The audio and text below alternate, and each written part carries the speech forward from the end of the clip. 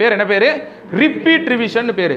இந்த 6 தந்திரத்தை புரிஞ்சுக்கிட்டவன் சூப்பராக ஜெயிப்பான், குறுகிய நேரத்தில் வேலையை செஞ்சுருவான். இவங்க நம்ம செய்கிற தப்பே என்னென்னா, ஒன்றை படிச்சுட்டு 1 மாதம் கழிச்சோ 20 நாள் கழிச்சோ 30 நாள் கழிச்சு தான் அடுத்த ரிவிஷன் எடுக்கிறோம். அது பெரிய முட்டாள்தனம். இதனால் என்ன ஆகும் அப்படின்னா, ஒன்று படித்ததை திருப்பி பார்க்க அதிக நேரம் தேவைப்படும். இப்போ இன்றைக்கி நான் 80% படிச்சிருக்கேன்னா யாருக்குனே 20% நான் படிக்கலை.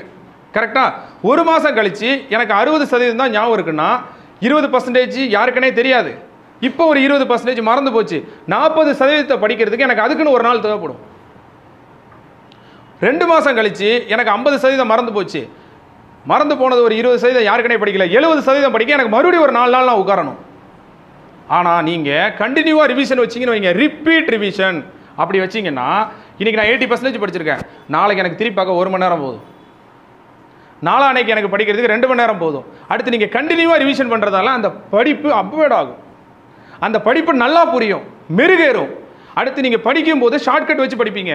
அதை 20 நாள் கழிச்சு நீங்கள் திருப்பி பார்த்தீங்கன்னா அந்த ஷார்ட்கட் மறந்துடும், மறுபடியும் புதுசாக ஒரு ஷார்ட்கட் ரெடி பண்ணணும்.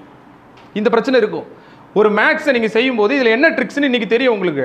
நீங்கள் 1 மாதம் கழிச்சு அந்த மேக்ஸை பார்க்கும்போது அந்த ட்ரிக்ஸை கண்டுபிடிக்க நீங்கள் கஷ்டப்படணும், உண்மையிலே கஷ்டப்படணும். நீங்கள் நோட்லேயே இன்றைக்கி ஒரு மேடம் நடத்துகிறாங்க, நீங்கள் எழுதிட்டீங்க, அதை நீங்கள் நைட்டோ நாளைக்கோ பார்த்தீங்கன்னா உங்களுக்கு அவங்க எப்படி நடத்துனாங்க அந்த சூட்சமெல்லாம் புரியும். இதை இப்படியும் போடலாம் அப்படியும் போடலாம்னு சொல்லியிருப்பாங்க, புரியும். ஆனால் நீங்கள் 10 நாள் கழித்து திருப்பி பார்த்தீங்கன்னா எல்லாமே மறந்துடும். அதுவும் அந்த நோட்டை நீங்கள் கரெக்டாக எழுதுனாதான். நம்ம தான் எழுத மாட்டோம். 90% பேர் கரெக்டாக எழுதி வைக்க மாட்டாங்க நோட்டில். 10% பேர் தான் டிஎன்பிசி படிக்கிறோம் கரெக்டாக எழுதி வைப்பான். அந்த 10% பேரில் 9% பேர் அவன் எழுதி வச்சும் பிரயோஜனம் இருக்காது, அப்படி தான் இருப்பான். எழுத தான் செய்வான், மண்டையில் ஏறாது. 1% பேருக்கு தான் எழுத்தும் பொருந்தும் சிந்தனையும் பொருந்தும். ரொம்ப கம்மி, ரிசல்ட்டை விட இது கம்மி.